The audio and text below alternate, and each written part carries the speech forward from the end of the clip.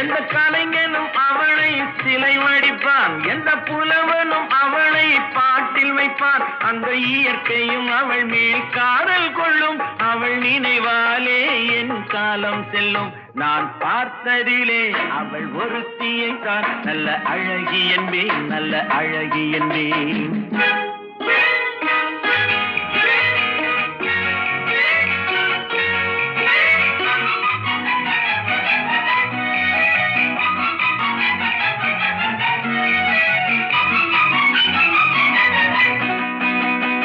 இடையோ இல்லை இருந்தால் முல்லை கொடி போல் மெல்ல வளையும், சின்ன குடை போல் விரியும் இமையும் விழியும் பார்த்தால் ஆசை விளையும்.